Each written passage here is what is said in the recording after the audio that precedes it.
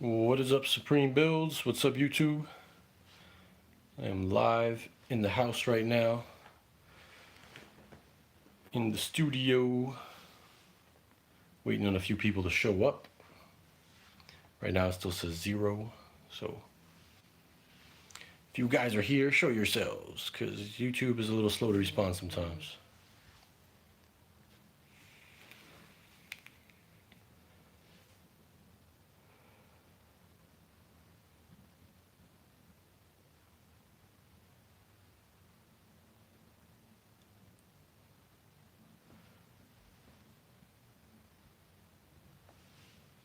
What's up, Shine?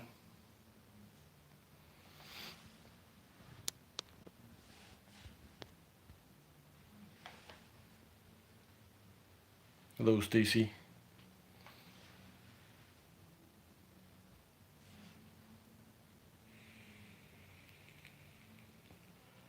There we go. I'm on the phone, so I'm not going to be able to say what's up to everybody individually, and a bunch of you are popping in at the same time now. This chat moves fast, but hi, Kenny. Hi, BD. What's up, Rubio and Mark?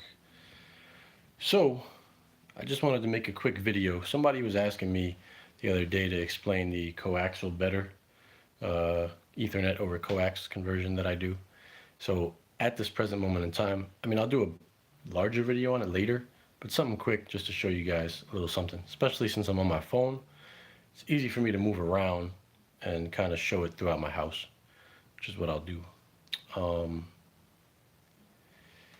Wanted to do that. What's up, Kiko? So essentially, FiOS just showed up. They finished off what they were doing. I threw the man a couple dollars to make sure he does what I need him to do. Let me show you guys what's going on here. So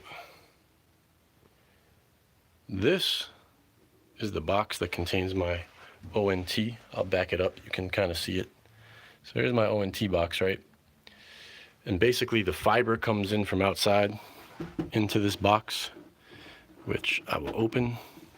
And this is the fiber, this yellow wire. Comes from outside into here and spits Ethernet out here and coax out here. Now, if you have FiOS and you have one of these, okay, and you only have this coming out of here, my setup will not work for you. You need to call FiOS, tell them to activate the Ethernet port so that you can use Ethernet to carry your internet in. This will still work no matter what. So you need this plugged in too, but it's not going to be what's carrying your internet. All right. What it will do is send signal to your cable boxes if you have them. But if you don't have cable boxes, but you have coaxial cable in your house, just want FiOS to plug this in to here anyway, because it will allow you to run a MoCa network over this coaxial cable, which is your standard RG6 coax. All right. So this coax comes out of here. They just run it here. I don't know. I guess that's for the ground. So they use this to create a ground, and the signal just keeps going. What happened today, this wire used to run straight to my first floor.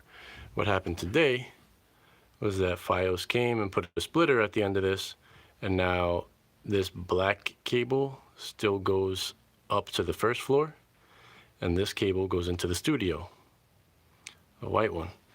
And it runs along my ceiling in this room. This is just a storage room, so excuse the ugliness of it. I got all kinds of crap in here. It's running along here, goes outside and up to my first floor and second floor. But now it runs down and through the wall right there. All right, so I will show you guys what happens. So I have the Ethernet cables. There's an old one. There's two of them right here, these two skinny wires, one on this side, this one, and one here. Those are flat Cat 7 cables. That's the coax in the middle. So you can see Cat 7 flat, right? And the other one's also Cat 7 flat. It's backwards, so you can't read the letters that are on the other side, but same cable. One's just 50 feet and one is 25. The 50-foot one goes to my first floor. The 25-foot one is going in the studio. And the coax is also going into the studio, this coax. The other coax from the splitter, which is the black one, is right here going out. The skinny black wire on top is the actual fiber cable coming into the house, and this other black cable is the coax. Same as the white coax, it just happens to be black. They're exactly the same cable, just different colors. And the skinny one is your fiber. So that's coming into the house. So like I said, they come through the bottom of this wall here, which is ugly because it's a storage room. And they also have gas lines right there. All right, let me close the door. Let me actually cut off the light here. Shine says my ONT box is so much smaller. Well, the actual ONT shine is just this. This is the ONT. See? ONT. It's inside of this big case. But it's just, you can have if you're in an apartment, usually they just put this somewhere and that's it. You don't get this big case with it. So it's not that big, but this box is big and it just contains everything. All right. So let me cut off the light in here. Flip this back to me. All right, so I showed you the hole in the bottom of the floor, right?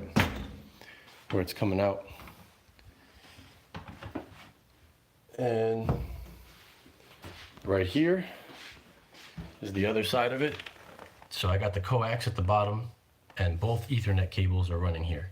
So the one that was going upstairs is also here. It's going upstairs too, but the other end that used to be plugged right into the ONT, right, is now in this room instead of going upstairs. So my new wire from the ONT is here, as well as my old wire from the ONT. And the reason that is because they're coming out and going along this wall and up in here where I have everything. It's still kind of messy, but my actual wire that was going upstairs was a little too short. Remember I talked to you guys about Ethernet couplers? So FiOS gave me this one. I don't know if it's capable of 10 gigabit or not. I'll probably just get a new coupler that is to make sure, but it's at least capable of 1 gigabit, so that's okay for right now. They gave me this one. So my wire was a little too short to make it. Get the coupler, plug in the extra 3-foot of cable right here, and that's running. So that's what's along the wall. One coaxial that used to go upstairs, and it's split, so the one that goes upstairs is still there, but it's also split into this room. And now it's coming up to my router and my switch, which is down here. So this wire right here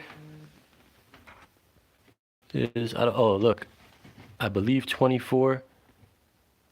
What is this showing me? I gotta look at this. I might have a problem here actually because of that. Yep. So 24 is reading orange. See that? That means I'm only getting 100 megabit. So that coupler that he gave me is 100 megabit only. He did give me a different coupler. This one, he just gave it to me. So I'm gonna try that. That means that all my internet upstairs is getting cut to being shorter, to being slower. They just left, so I don't really have much chance to test this out. So here's another, this one says Cat 5e inline coupler, so I don't have great hopes that it's gonna change to 1 gigabit, but I'll try. If not, I will have to buy one. Let's see, let's swap the coupler and see what happens. So, I don't know what this, I don't know why they would not even have 1000 megabit coupler as standard here. Seems strange. But I'm going to give it a shot.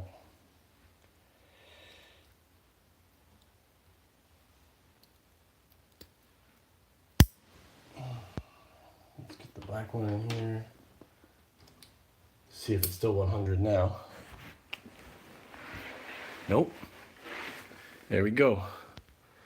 What was yellow is now green. So I got a full 1000 connection. So that's good. I will leave that coupler on there for now. I'll still buy one later and go from there. All right, so essentially what I have here, sorry, I'm getting all these notifications on the phone. What I have here is the wire straight from the ONT box goes into my Google Wi-Fi right here. So that's a direct connection to the router. And on the bottom of the Google Wi-Fi, I have this other black cable coming out. And that is going to the Netgear 24-port switch on the bottom in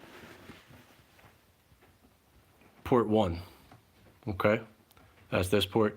So you got your 1000 megabit right there. Port 24, and I just put it over there because it would make it easy for me to know which one it is. You can use any port you want, is what's now going upstairs. So it's sending the old setup right upstairs so that I didn't have to change anything. Okay, so that cable is sending everything upstairs.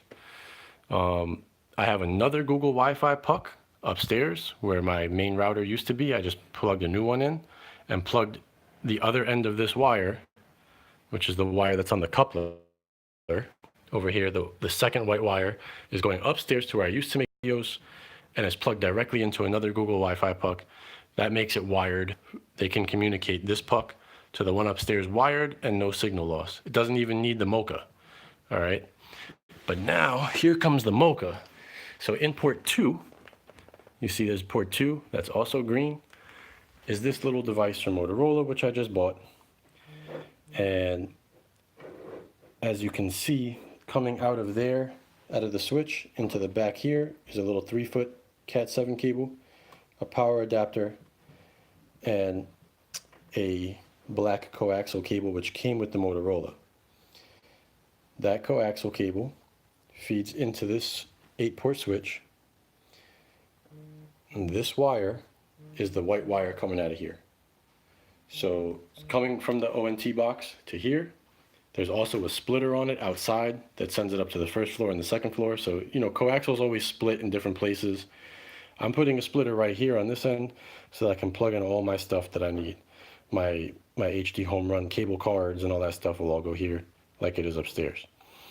But what this does is it takes this coaxial cable, it feeds the signal from the coaxial cable in here.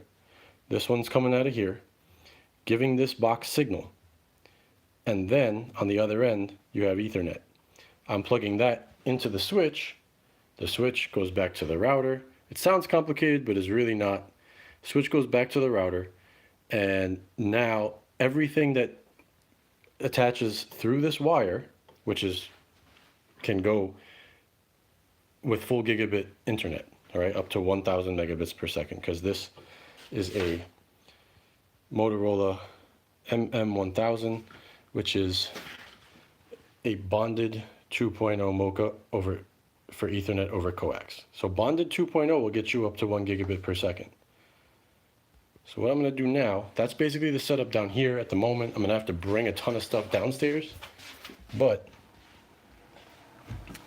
I have, let me just go upstairs real quick. I'll show you guys.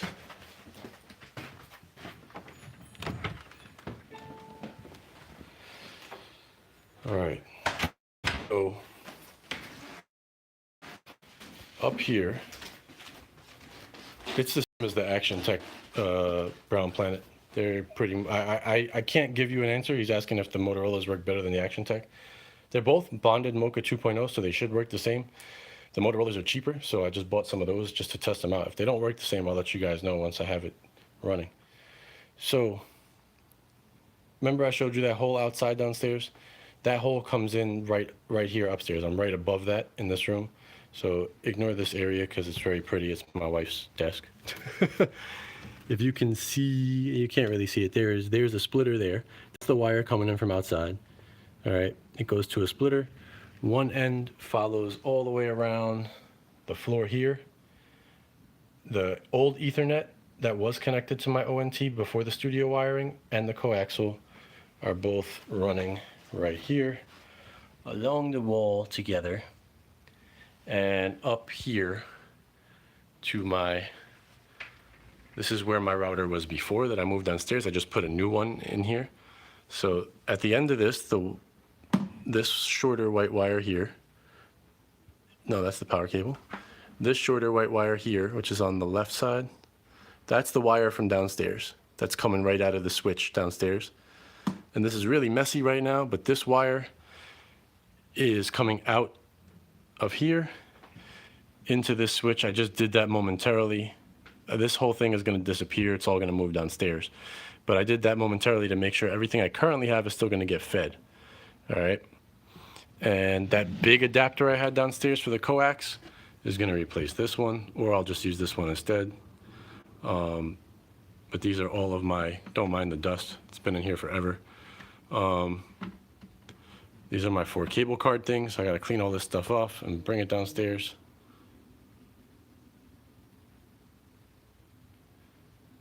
So essentially, that little MoCa that I showed you, the Motorola one downstairs, here's the Action Tech one up here. So what's happening with this Action Tech one, it's just doing the same thing the Motorola one does. The old cable wire that's running right here, that used to be the main one, it's split downstairs now so that one goes into the office and the old one comes up here. So the old one is coming to this splitter, the new one is going to the Motorola one downstairs, and then this is coming out just like on the Motorola one and going into here. And everything, it's allowing everything that's connected to this cable to feed internet through here. It just basically converts your coaxial cable to Ethernet on this end. They do the same thing. So let me show you guys this over here. So here's my living room, right? And here's another one at the end of the splitter. It's connected. It's got an Ethernet port coming out, going to this neck gear splitter. So one Ethernet port's in there, and there's the Ethernet port comes from here. So anywhere where you have the end coaxial, which used to be a cable box, you can plug one of these in instead. The other end gives you Ethernet, and you put it into a switch. So there's 2 more cables there, right? There's the one coming out of here, plus 2 more. And one of those goes to my 2015 Shield, which is down here. And the other one goes to my Xbox over here. And they're all wired now. They don't use wireless. So that's essentially, Mike, thank you for the super chat. I do appreciate it. That is essentially how that works.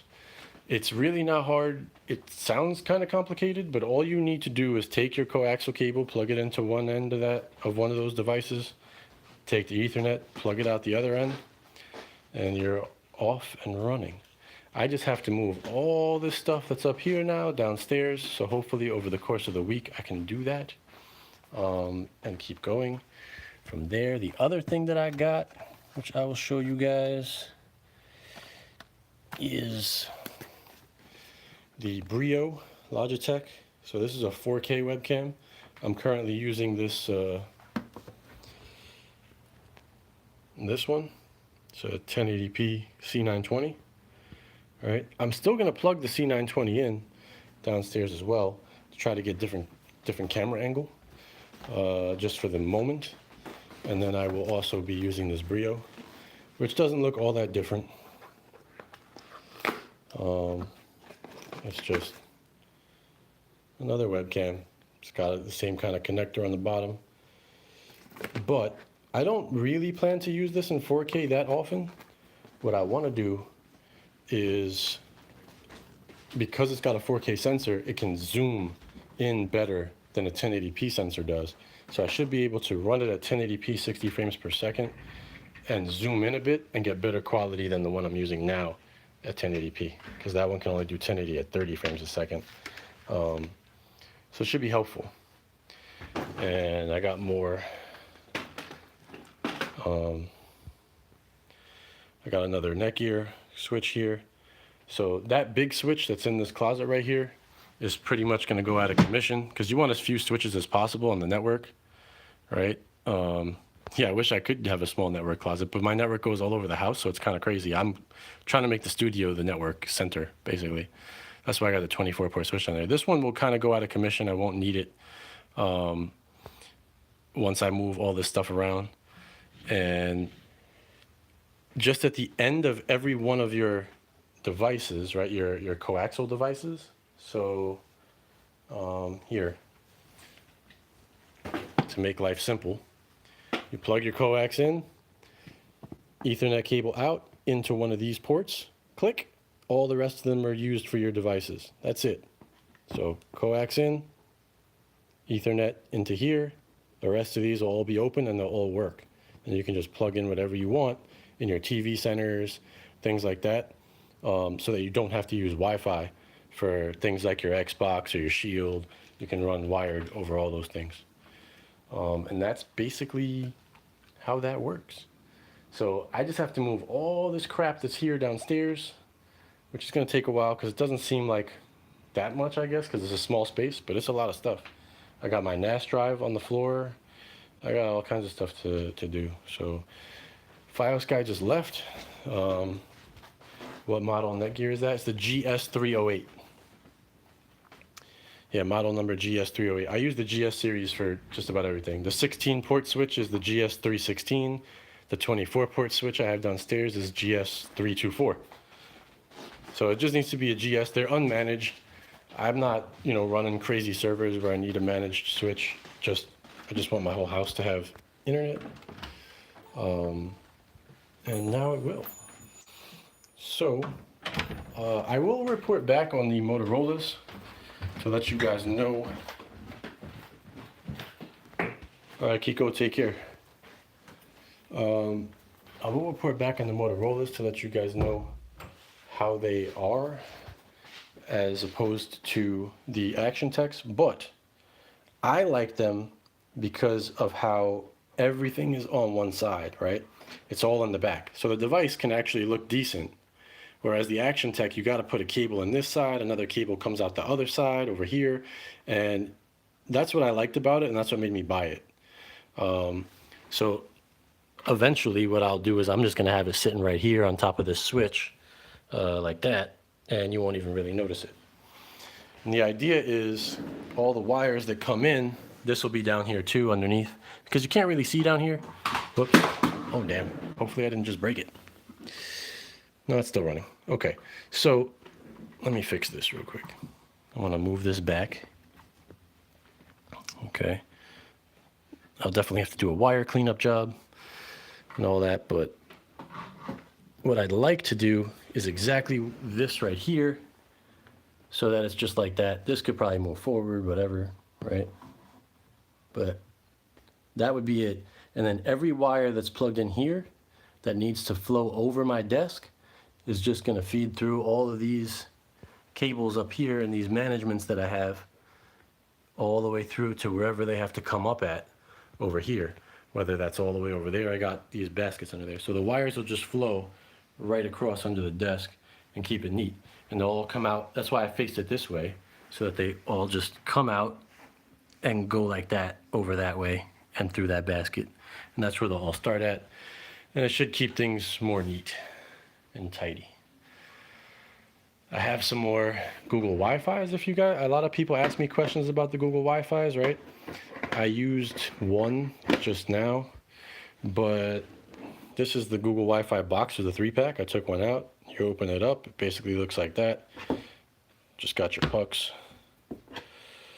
And then underneath, each one of those boxes has the power cable inside of it. Pretty simple. I already took out one power cable. So that's that. So I have, like I was using down here, this one, which is in the room literally right next to the studio, right? So I can unplug this now. I no longer need it because I have a Wi-Fi puck right there. So that's just unnecessary. I'll probably take that and move it over out there somewhere in the front living room area. And then I'll have 2 left to put up on the second floor. So there'll be 2 pucks on the first floor, 2 pucks in the basement, and 2 pucks on the second floor. And I'll have 6 Google Wi-Fi's throughout the house, which should create good internet everywhere. All right, I'm done blabbing. I hope that helped some people that were asking about the MoCa to understand it a little bit better, just because I was able to kind of show it as I was setting it up. And it seems, the last thing I'll say about the MoCa too is you don't need this. Like I'm using this because I have all these HD home runs. All you need is a one end and with two coming out the other side, and you'd be good to go, just to keep the line running. But I'm using this because of the fact that I have to plug in all of my HD home run cable cards. So I have 4 of those, right? And then I have the splitter here. I probably don't need, I can probably just take the Verizon one. I probably don't need this. I got this just in case it was like 15 bucks. And clearly it's working, so that's good. But if I have 4 cable cards, 1, 2, 3, 4, that leaves me with 1 extra port. Plus this, I think I don't need these. I can probably just use the FiOS one, but whatever. Any splitter will do. Shine says, how many Xboxes do I have? 1 on the computer, because I use that to stream whenever I do gaming streams. 1 on my living room TV. 1 in my bedroom TV. And my stepson has 1. So 4? 1, 2, yeah, 4. Yeah, Shine says splitter degrades. Yeah, the more splitters you have, degrades your signal. So that's why I'm trying to keep it as efficient as possible and use like 1 big splitter at the very beginning and that's it, and not really have so many splits after that. And if I do have any splits after that, just 2-way splitters. However, MoCa is better than your like regular RF signal, because these decibels that they quote you guys, right? Let me flip this around. So minus 11 dB, right? And minus 11, each one is like saying it's minus 11. That's your RF signal degradation, which does affect slightly your MoCa, but it's much less affected than your actual cable box signal. So if this is my first splitter in the room, I'm not going to have a big problem just plugging my coaxial cables right into it and running my HD home runs off of it, like I'm doing upstairs now. But what it affects mostly is if you have actual cable boxes and you lose the signal, it's a pretty bad effect. They do have amplified splitters, but if you mess with those, you got to make sure that they are amplified and can pass through MoCa, because MoCa runs on a different frequency than the actual cable channels are going across. How am I liking my chair? I love this chair, man. I can't wait to be sitting into it, sitting in it the whole time. So Dylan says, late to the game, what is MoCa? MoCa is just a technology that allows you to convert coaxial cable to Ethernet. That's essentially what it does. It's a MoCa networking technology. So it creates allows you to create a network over coaxial. Oh yeah, Mike, that you were the one that was asking about it. So yeah, watch it from the start.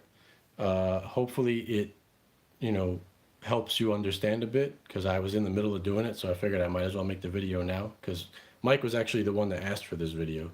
I will make a more in-depth video once I have the studio fully set up, but I hope I explained how relatively simple it is. They make it sound so much more complicated than it is, and even when I'm trying to explain it, it sounds slightly complicated, but at the end of the day, it's really just 1 coax cable with 1 splitter and 1 Ethernet cable. And that's it. Like, that's all you really have to mess with. So, explaining the nitty gritty of exactly how it works makes it sound more complicated. But all you need is one splitter, 1 coax cable, 1 Ethernet cable, and some power. That's it. And it generally just works. If it's not working, then you may need typical reasons why MoCa will be no good. Okay, or you'll experience degraded speeds on MoCa. There's only really 3 reasons why, and I'll give you those 3 reasons now. One is too many splitters, too much loss. Like if you had a bunch of these, as you go around and you got to inspect your entire network, cable to cable. If you have extra splitters that you don't need, take them out and just use a barrel connector, which you can get at Home Depot, and connect your cables with a barrel connector. And you'll be all set. I've removed a few splitters when I moved into this house that I didn't need. All right. Second reason, cable needs to be RG6. Okay. If it's not RG6, It's no good. If it's RG59, no good. You will lose speed. So if you look around and at your coaxial cable, and if it's really old, you're going to need to call up your cable company and tell them you need them to come and wire new coaxial for you. They'll charge you for it, of course, for a visit or whatever the case may be, but it will be worth it because you will then be able to use MoCa. If MoCa is what you're trying to do, it'll be worth it. If you don't need to use MoCa, then it doesn't matter. But if you're trying to use MoCa, what it really does is it allows you to not have to run Ethernet cable all over your old house or your apartment or whatever. If you have coaxial already, you can get speeds up to 1 gigabit per second over the coaxial with no problem.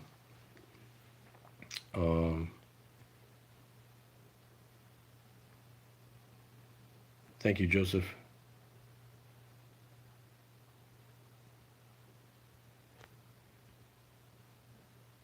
Cheryl said, yeah, the Verizon's always going to tell you that they have no idea what you're talking about, Cheryl, when you're using your own equipment.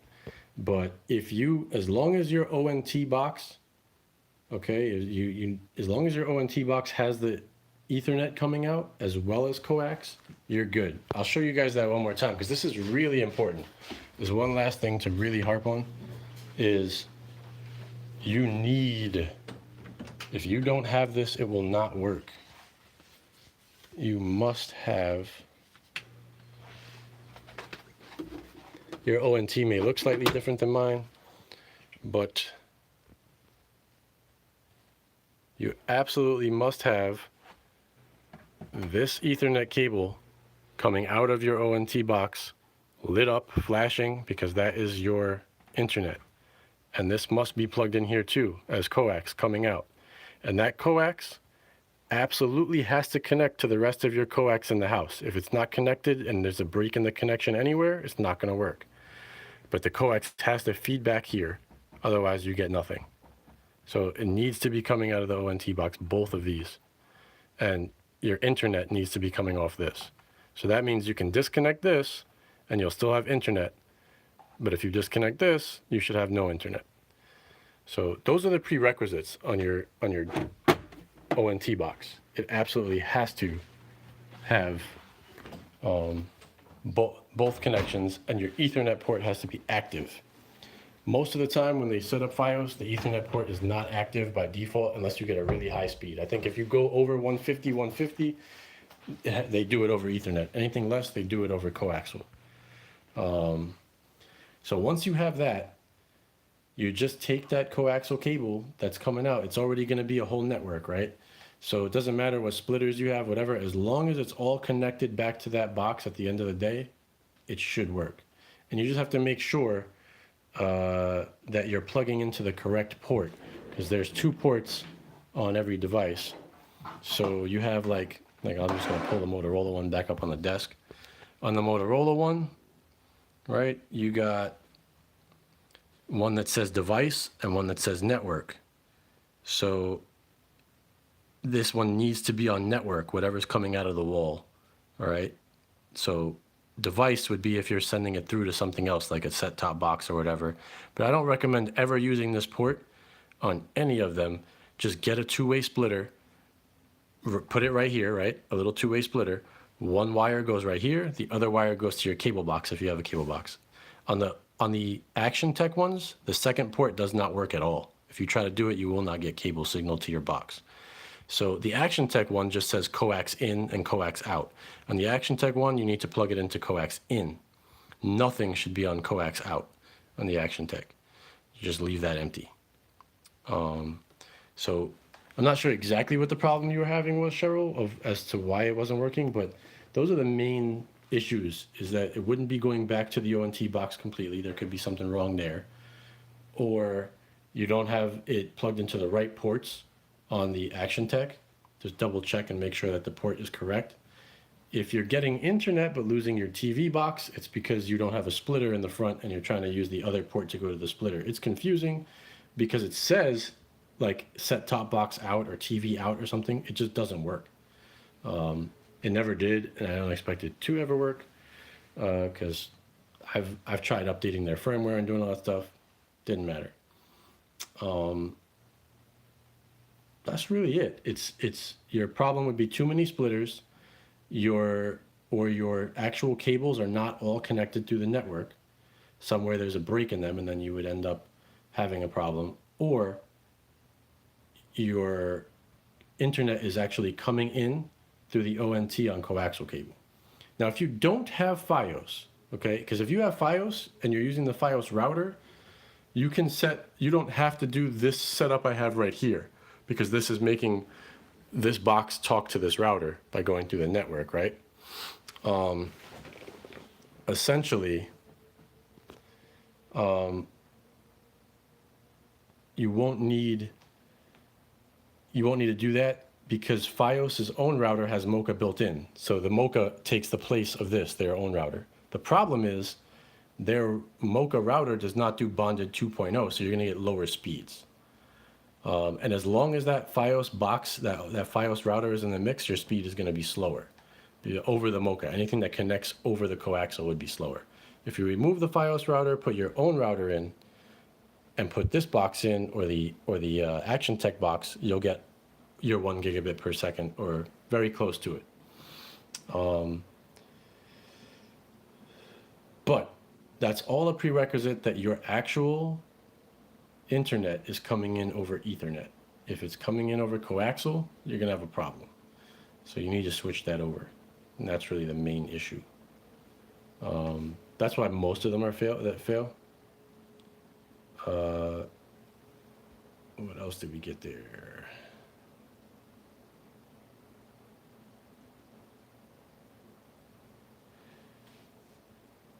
And what's the speed of it? You can, like, it depends on your internet speed, but these little boxes, right?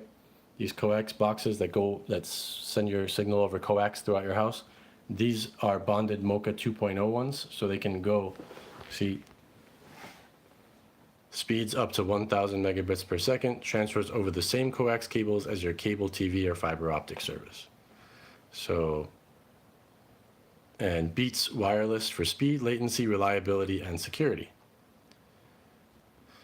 So that is correct. It's not just marketing. That is what it does. I get my full speed over it without a problem. The only thing I get is a slight bit more latency than I have with a wire, like a straight Ethernet without having to go over coax, but it's small. Like I get 3 milliseconds generally latency over wire. I might get 4 or 5 milliseconds over coax. So, and sometimes there's a slight speed drop, but we're talking, 5 megabits per second drop on something that's, crazy speed that I have. So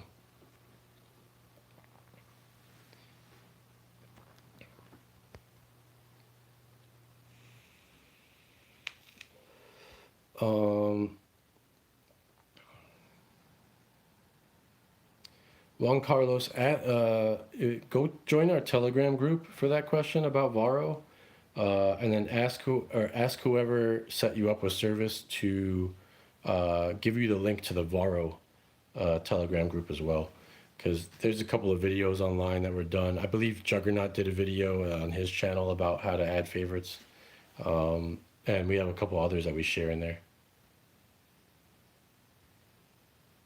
Hey Sam. Any drop zones or times? No, it's fine. I mean, I have zero issue with this. I run these. I have not used the Motorola's until today. It's the first time I'm plugging in the Motorola right now. What I'm gonna do is I have 3 more of these Motorola's. I bought 2 packs. So I am going to replace all of my Action Tech ones with the Motorola's and run speed tests, and then put the Action Techs back in and see if there's actually any kind of difference whatsoever. So I want to, I can vouch for the Action Techs so far. I've used them for 2 years with no problem. The Motorola ones I just got to use today, so I can't tell you guys that they're definitely good, but they're cheaper than the Action Techs in price, and Motorola is not a bad brand, so I'm not expecting problems. I did read online that one guy had a problem where when he was connecting 2 Motorola's to each other and trying to run some kind of speed test, he was getting slower speeds than he was with the Action Techs. And he said it didn't make any sense because it's just bonded MoCa 2.0. It's this, and they have the same chipset and everything as the Action Tech. Like inside, it's the same exact chipset. So Action Tech is clearly just making a premium on their hardware. If it's, they're selling it for more, which means they're just making more profit because Motorola is built exactly the same way, just looks nicer. So I like it. It's better if you have to leave it out in the open. Easier for cable management, the Motorola one. So I really wanted to see if it worked, just because all the ports are on one side. So what I decided was, let me buy the Motorola's, plug them in, see if there's any difference. But this guy that said he was getting a little bit of slower speed, because they had the same chipset, he was smart. He got the Action Tech firmware and flashed it on the Motorola, and it worked. And that switched the speed and everything. But this was a while ago, so Motorola's updated their firmware since then.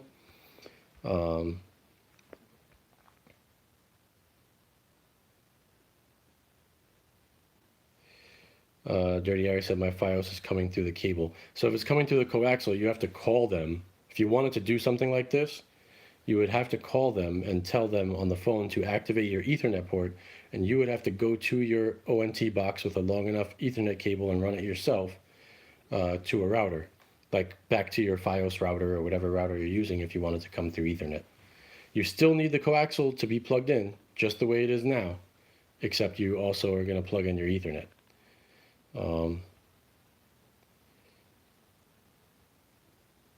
That would allow you to run everything this way. You also, if you do have FiOS, guys, right? If you have their Quantum TV, right? They tell you you have to have their router, which is a G1100, or they have a newer one, I think, now.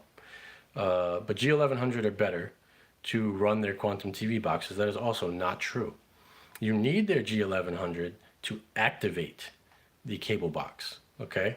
So if you have a VMS 1100 or whatever it is, which is the Quantum TV boxes, yeah, I don't have one anymore, otherwise I'd show it to you. But it's they call it Quantum TV, you can't miss it online.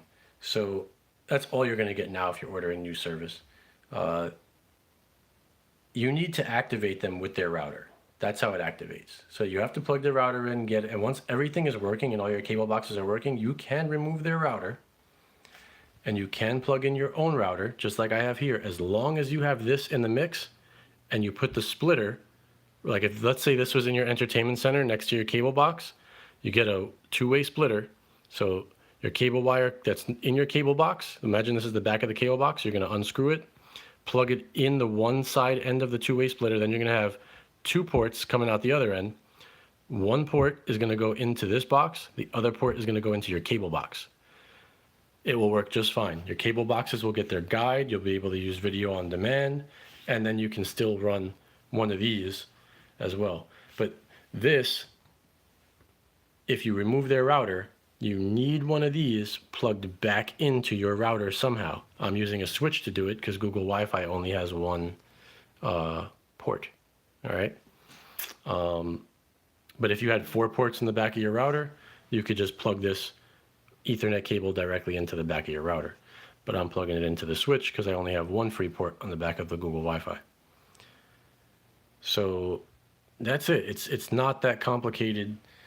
It's really not. They make it sound like it's so complicated. If you don't have FiOS, you can still do this. Okay. You just need to buy one of these and plug it in the way I just showed you as well.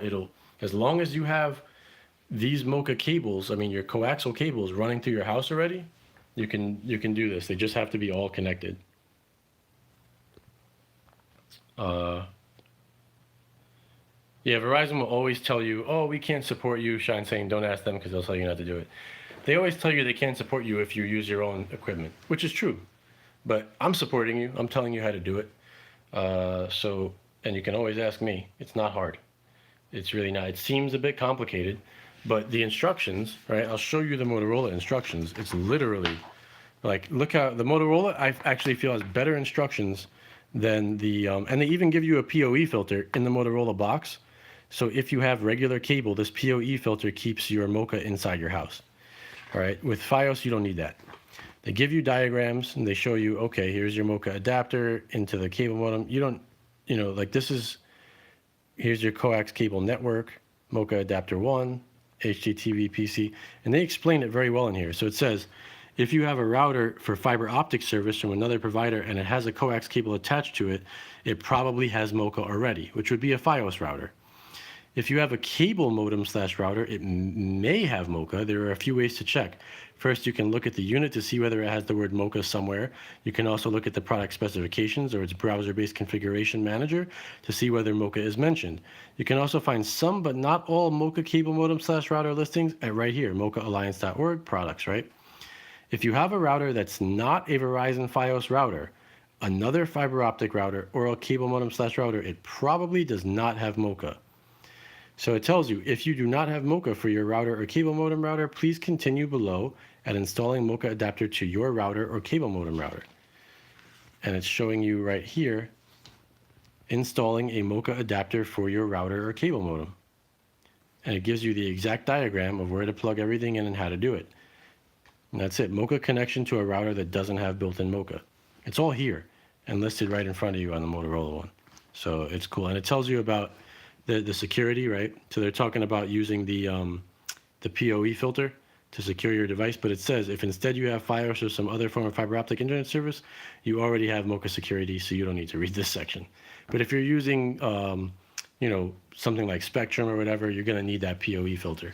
But they tell you how to install that PoE filter right in the instructions as well. The Action Tech instructions are not as good as the Motorola ones, I can tell you that much. But I don't know if the Motorola ones perform as well as the Action Tech ones. I will find out soon enough once I replace the rest of mine with it, so I'll know. No, it doesn't get hot at all, Donald. It's actually quite cool to the touch. Slightly warm, maybe, but I've never had them get hot. No overheating. All right, Silverback, no issues. Take care. Silverback also asked about the car, and Brian's asking about the car, so I'll answer that real quick. Still in the shop. Today's Tuesday, so yesterday the heads were sent off to the machine shop. I'm waiting for a response about the condition of the heads, but from all indications, it should be fine. So that's cool. It should be all right. I just got new head gaskets coming in, a new turbo, whole new fuel system that's hardwired, because they told me that the heads once again did not lift and that the gasket was just scorched, the head gasket, which generally means you're running some sort of lean condition, and it's probably only happening under heavy boost. So hardwiring the fuel pump would be a smart way to go. The minute I touch the gas, the fuel pump's at 100%. There's no delay in getting fuel into the system. So I'll be using an aftermarket fuel pressure regulator that will open and allow the correct amount of fuel in immediately when it's pressed, because the fuel is all going to be coming up against that. So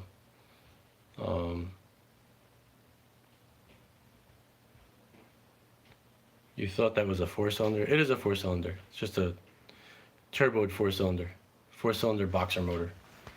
Same kind of motor they put in Porsches, basically. Horizontally opposed boxer motor.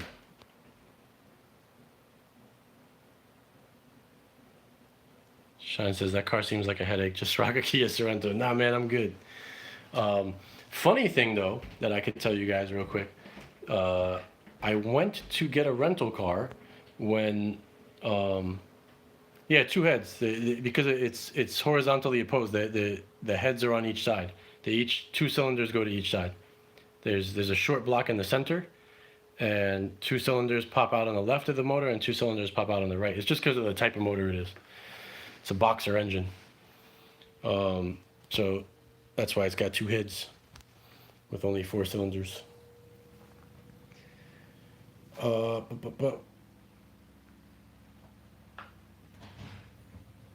it's a boxer motor.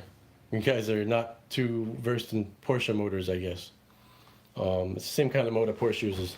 The block is horizontally opposed, and basically, if you imagine this being the short block, there's 2 pistons that fire off this way sideways and 2 pistons that fire off this way sideways, whereas most motors, the pistons are on top and they're all firing up, so you just put one head down. This allows a much lower center of gravity for the engine, and it's way more balanced than your standard engine because it's right in the center. The same amount of weight is dispersed to each side with two cylinders on each side firing, and that's generally how it works. Quickest way I could describe it.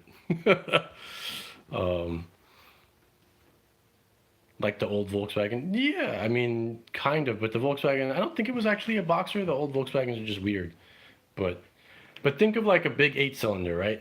When you're thinking of V8s, yeah, it's kind of like the VW, but the VW doesn't actually use a boxer. I don't think they use something else, but it has the same. The heads are aligned the same way, I think, on the old ones. But essentially, your V8, right? You're gonna have four and four, and that's why you'd have one. You know, most people that are used to V8s would think like that.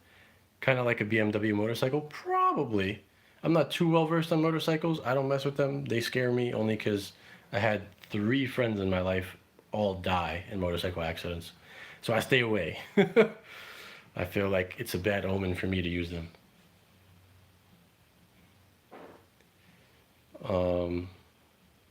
But yeah, I mean, the funny thing about the rental car, right? So I get my car towed to the shop. It's in Connecticut. They have an Enterprise rent-a-car like 5 blocks from the shop. Now, I used to go to their old shop. They just moved. So I went in their old shop. They were sending so many customers there, and they had a deal with Enterprise where Enterprise would give you insurance rates if you came from the shop. And so I used to get like cars for $30 a day or whatever it was without using my insurance anytime I had to bring my car in for work at the shop in their old location. They just moved. They did talk to the Enterprise people there, but they haven't got quite the same deal there yet in their new shop. So I went over there and they gave me a Kia, no, not a Kia, a Hyundai Sonata when I got there. Because it was either SUVs or a Hyundai Sonata. You guys could probably guess I'm not a Hyundai Sonata fan. But the car was brand new. It had 6 miles on it. And I'm like, what the hell? It's just a rental car. I don't care. You know, but a Sonata is a full-size car, and they charge me full-size rates. All right. Which was like $50 a day. And I was like, that's kind of crazy. I've already had a rental car now for, I don't know, 14 days. So you guys do the math. That's expensive. I'm not liking paying for this. All right. So they called me though after 10 days I had the car for. They called me from Enterprise and said, listen, we gave you the wrong car because that car was supposed to go to the manager of that Enterprise as his company car. And the guy that gave me the car wasn't the manager. And he didn't realize it. So he basically rented me the car. And they said, we need you to bring it back. And I was like, I live in New York. I got to drive a little over an hour just to get it back to you. And that's really annoying. Can't I just finish out my rental for however long it's going to be and not have to drive back over there, you know, and then he can take it as his company car and just use something else in the meantime. And they said corporate was upset at the mistake and they wanted to make sure that the guy that rented it to me didn't get in trouble. So I was like, all right, I'll bring it back, but I'm going to be seriously inconvenienced. And I'd like for you guys to rectify this for me because I'm not getting a deal or anything on this car. I don't like what's, you know, the price I'm paying. The shop had a good deal with another Enterprise. And they said they would look at it, and by the time it was done, because I'm going to have to trade it in for another car, they'll see if they could work something out for me to have a cheaper price. I said, fine, you know, talk to the shop. I said, call up the people in the old one. I gave them the old Enterprise number from where they used to work and say, ask them what kind of deal they had with the shop. They're going to be bringing you tons of people, so you should be giving them discounts and whatever. And then I also asked the shop to call up to the manager over there. I get back with the car on Saturday, and the guy's there that rented me the car in the first place, and he's like, oh man, I'm so sorry, you know, about this. Thank you for bringing it back. I said, no problem. You know, what are you going to give me though? Because I need a car still. And all he had was SUVs. And I'm like, I live in New York City. I don't want an SUV. Don't want to park it on the street. It's a pain. He had a convertible Mustang there. I said, give me that car. I want the convertible Mustang. And I was like, and I want it for the same price. I'm not paying any more money. And he was like, all right, I'll give it to you.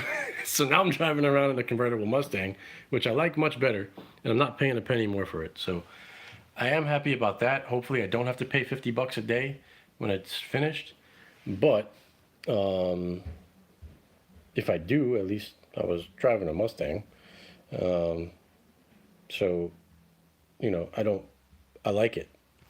I had never even driven a convertible before, just because I'm in the Northeast and most people don't have convertibles in the Northeast. But I was like, I want it. I want to try it. It's getting warm out, and at least it's a decent car. It's a nice car. It was a 2018 Mustang, so it was pretty new. Only has like 30,000 miles on it, and it looks really good. It's in good shape. Not like beat up or anything. So I'd rather drive that than a damn Hyundai, that's for sure. Yeah, it was the EcoBoost Silverback, and it has a 10-speed automatic transmission. It's pretty quick. Like, from what I read online, it beats the V6s, but not as powerful as the V8s. So that's a four-cylinder turbo, just like my car, and I think it's putting down like 360 torque, something like that. It's not bad. My car smacks it still, but I could tell just from flooring it. But it is very cool.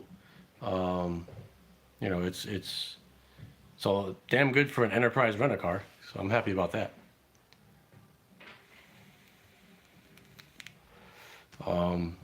So yeah, it was kind of a funny story though that they gave me the wrong car. Yeah, I think it's like 320 horsepower, and in 2018 it went up to I think 360 torque. It went up like 50 torque or 30 torque or something from what it was, like and 10 horsepower because they used to be like 310. You have a 3.5 EcoBoost. There you go. Do I race? I race, yeah. I enjoy racing. Sometimes on the track and occasionally on the street. But if it's on the street, I never race, irresponsibly or with other traffic. I'm not weaving in and out of traffic. It would be like, late at night on an empty road, closed off on the street kind of race. I prefer the track though, just because, that's where you're supposed to do it. When I was in my 20s, the street was more, I did the street a little more, but exactly, Silverbacks at 3 a.m. 3 a.m., 4 a.m., service road somewhere. Occasionally I'll go on the highway if somebody in like a Hellcat pulls up, thinking my car is slow or something like that, and, gives me the little rev.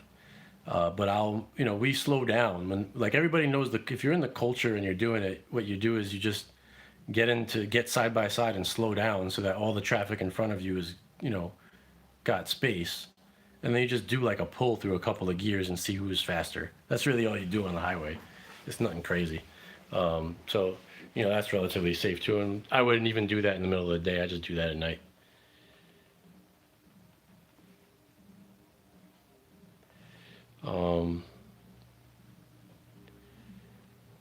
What is FiOS? FiOS is just an ISP, Russell. It's not available everywhere, but it brings fiber directly to your house.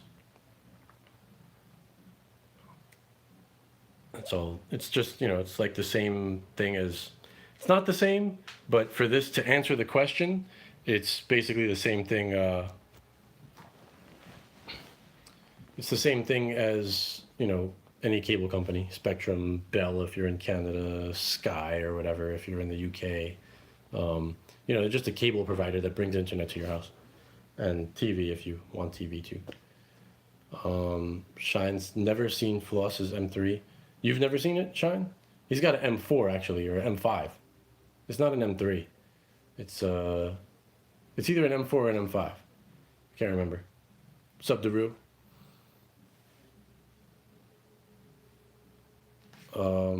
I want to say it's an M4, but I could be, no, I think it's an M5. I don't know. It's one of those two.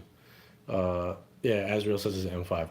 I've been trying to race Floss for a while because he lives not far from me. Oh, like if I've seen it. I thought you were saying you've never seen it.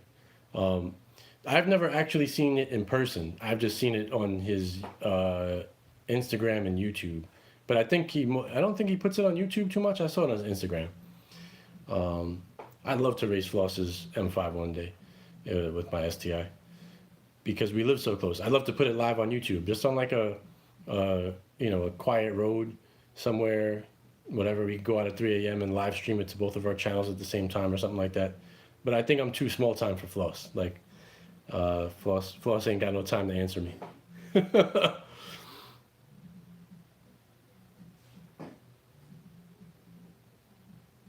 Thanks, Wayne. I appreciate it.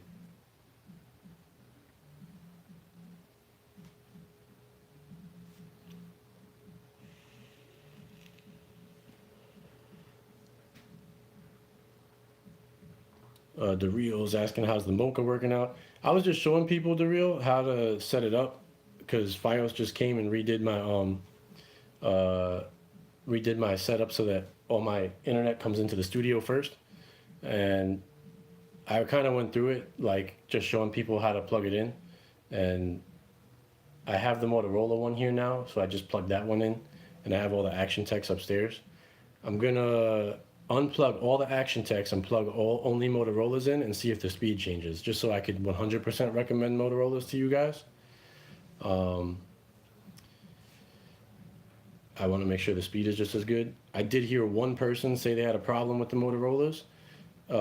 Just not that they didn't work, but that the speed was slower than the action techs, which wouldn't matter unless you have 1 gig speed. But like I have 1 gig, so I'll know if it's slower. But they have the same exact chip inside of them as the Action Techs, and the guy actually flashed the Action Tech firmware onto the Motorola, and it fixed the problem. So it was a firmware problem, not an actual hardware problem. So I would assume Motorola will fix it themselves if they still have that problem, but I'm going to test it anyway, just to make sure. But I was trying to explain to people, a little bit, because a couple people were asking me, like, how do you plug these in? I don't get it. So I kind of went from my ONT box to my router to my switches and tried to show it. I'll do a better video on it even once the studio's done. And I could sort of fakely put it together on a table or something like that. But Sandy says, will I do another scan of the studio? Yeah, I can show you the studio. It's kind of messy right now because FiOS was just in here. But I'll scan the studio real fast. Not much has changed. I haven't had a chance to put the key lights up because I was waiting for FiOS to come and wire everything. But it's just like that right now. I think the last time I had it, I had one less row of foam. I put the foam out a little further. So it's just like this right now. I gotta fix all those wires over there. But my router is there and my MoCa is over there. I'm gonna put all that underneath the table, in between the drawer and the table, so you don't see all that ugliness. The only one I'll leave on top is the router itself, since it's spitting Wi-Fi out. But that's what it looks like now, and I still got the lights up top. But I tacked all this on the wall. I think I showed that in the last show. So for the LEDs, so those are up there. They look kind of ugly, like just sitting there like that. But when they're on, they look all right. I don't care. You're not really gonna see them in any of my videos anyway. You're just gonna see the lights that they create, like the colored lights that they create. You might see them all the way back here in the camera because that's far away from where I'm sitting. But that would really be it. So that's what it looks like right now. I still got to set my key lights up on the desk, which I'm gonna do today. I took the day off from work since FiOS was coming, and I luckily didn't have jury duty. So I got a call back every day at 5 o'clock for for the remainder of 2 weeks, starting this Monday. So I got to call back all through next week too. And hopefully they don't ask me to come in, but if they do, I'll have to go in one day. But I was scared they were going to ask me to come in today, then I would have had to cancel my FiOS appointment, and I wouldn't have been able to get another one for like 2 to 3 weeks, and it would have delayed the studio that much further. But since FiOS came in, what I did was I took the day off from work. Now they're done, I'm going to try to start transferring stuff down here like right away. Just going to try to bring my computer down here, hook it up to the new monitors. If I work really hard at this, I could probably be 50% done by the end of the day today, and hopefully by the weekend, I can try to do my first show down here in the studio. That's what I'm shooting for. So I will give it a shot and try to get it in by the weekend. If not, for sure the weekend after. But I think by this weekend. Shine said he needs to race you and stop doing spig and case videos. How far do I plan on running the foam? Just right there, because that foam is, like, my microphone is going to be right here above this center monitor, and I'm going to be talking that way. So I don't want my voice to bounce back off the wall and hit the microphone in the back. So I'll put it there, and I'm probably going to put, a little bit of, I wanted to put a TV right here, but I don't think I'm going to do that now. I think I'm probably going to put one like over here and like up high with a tilt out. It's going to tilt out, so it'll be kind of like TV's like right here, looking down towards me from the side. Only because I don't want to break up this foam. I really like it. And then I got to move all this stuff again to mount a TV in the corner and all that. And I'm just like, I'm kind of over the TV aspect. But what I will do for sure at a certain point is put a TV on this wall, probably like a 55 flat against the wall. Because what I'll want to be doing is, I don't like to use his name, but homeboy that used to point at his TV and go, okay, now you can do this and do this. I'm going to do that with the TV right here and the remote in my hand. I'll do some videos like that because for some videos it makes sense. So I'll put a TV there and I can show you guys the TV and click on stuff. But that would mostly be to, I won't really be watching that, but yeah, Sandy, that's what I want. I wanted some kind of crown molding, but it's a basement, so I would need a really skinny crown molding to run up there.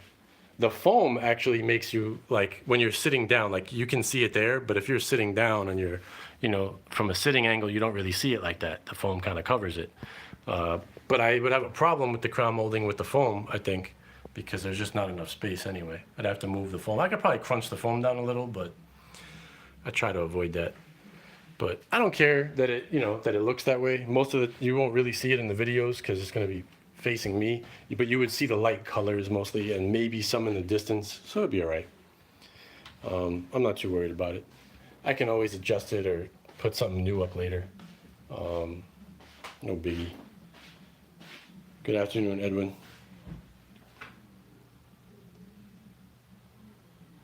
So I think that's about it as far as how far I'm going to run it, but I may put a couple of squares of foam in some other areas. The foam has already gotten rid of a lot of echo in the room. So just having the foam on that much wall did a good job. Plus I've been adding more things in here, which is helping. I keep it going. And on the wall where I said I'd put the TV, I might put like maybe some foam there too, just like a box or something, if I can find a proper angle to where it would work. I might do a little bit more LED lights also. Now that I've ran the LED lights, I ran them this way. Now that like I said, I don't care so much that you can see them, but they aren't the prettiest thing in the world. I almost wish I put them on the ceiling facing straight down now. But if I had done that, then you wouldn't get any lights coming out from the foam. They would just hit the foam and die. So it was kind of a torn scenario either way, but I don't mind them. They're white at least, and it's better that they're white than because they had black strips and white strips. And I was like, well, the ceiling's white, that's white. It probably won't show that much. It shows more than I'd like, but it's not so bad. It's okay.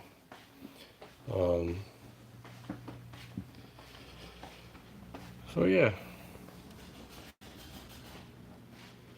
it's filling out. I got to add a little bit more in. Like now I'm in the front in the living room, and I definitely have more echo because there's less stuff in here. The studio is definitely filling out, so it's nice. It works. I kind of wanted to use the living room as my studio because it's bigger, and it would have been really nice. But if anybody ever needs to live here, taking up the living room is terrible. So, I got kids like that. So if they ever, run into hard times, need a place to stay, need to, whatever, they can still use it, and I'd still have my studio. So that's why I chose that back room, even though it's a little smaller.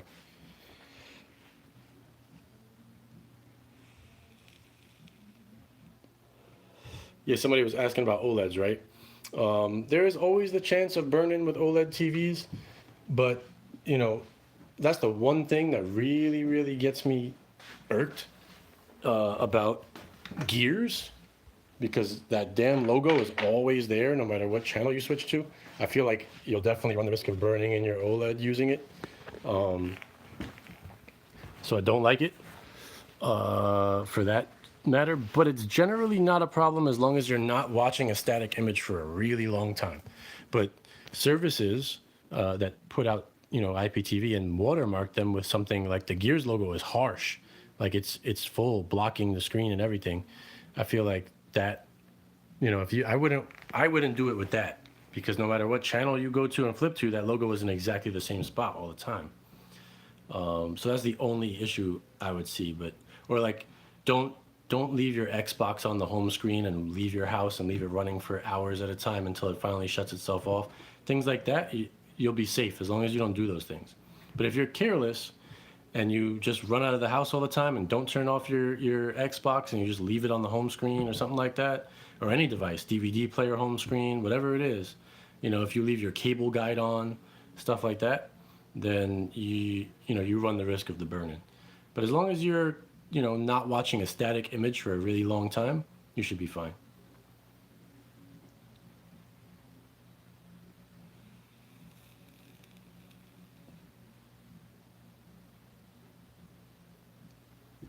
Yeah, Donnie's saying, yeah, I have full coverage. It wasn't insurance, it's just the actual rental fee. He's talking about Enterprise not charging you for insurance on the rental. You have an option. If you want to use their insurance, it's like an added $12 a day or something. I was like, no, I'm good. I have full coverage.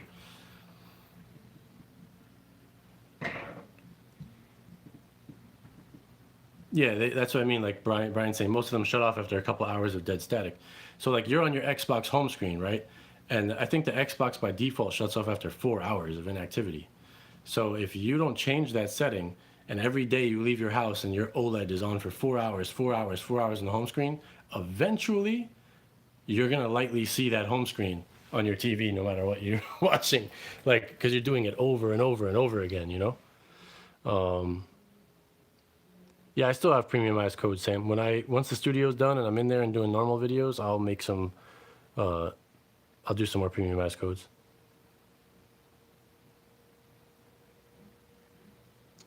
And it's basically situations like that where if you have the same thing on your screen day after day for a few hours at a time, 4 hours, 5 hours, whatever it is, before it shuts off, and you're lazy and don't turn it off yourself, that's where you're going to run into a problem with OLEDs. And then, unfortunately, Gears. It's like the only bad thing I have to say about Gears. Like, I don't know why that logo needs to be so. Like, they should have made it like 50%, or every channel, it would be like one in the left corner, one in the right corner, one in the bottom left corner, one in the bottom right corner, or something like that, if you have to have it. That would go a long way. But it's in the exact same spot at 100% opacity on every damn channel. And that will. I would be very scared running Gears on an OLED all the time. Because even though your picture is changing behind it, that logo is in front, it's static, and it's at 100% opacity. So I would feel like eventually I'm going to have a problem.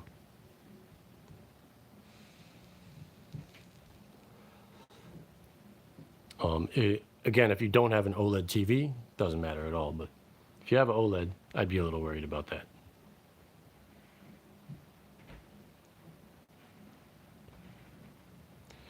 I don't know how much battery I actually have left. Let me check. Down to 1%. It's going to cut off, guys. So let me get out of here. All right. Stay supreme. Peace out. I'll be back maybe later tonight after I do some setup on the studio. I'll talk to you guys later. Be good.